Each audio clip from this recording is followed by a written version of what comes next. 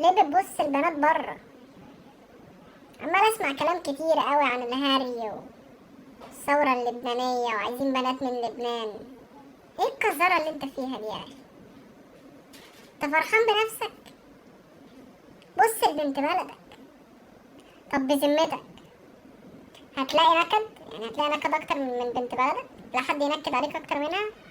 تصحى الصبح كده تقول لها صباح الخير، صباح الخير، تقول هيجي منين الخير؟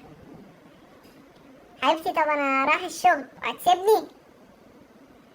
تقعد معاها، حبيبتي انا هقعد معاكي، حبيبتي انا هقعد معاكي. مش هتروح الشغل، امال مين اللي هيصرف على البيت؟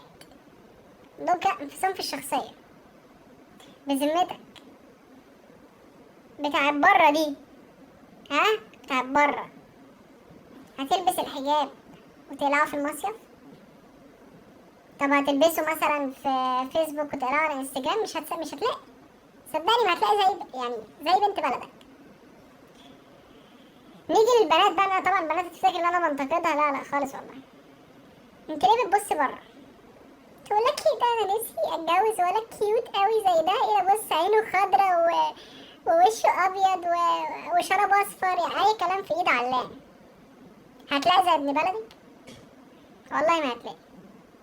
هتلاقي حد يحبك ويبقى مصاحب واحدة غيرك في نفس الوقت، ويخطب واحدة تالتة خالص في نفس الوقت، وفي الآخر مش هتجوز خالص؟ ها هتلاقي؟ والله ما هتلاقي. هتلاقي حد يقعد يسهر معاكي مثلا من الساعة 1 بالليل لحد الساعة 1 الظهر؟ مش هتلاقي. فوق يا جماعة، فوق. ايه اللي انا بقوله ده؟ ما علينا.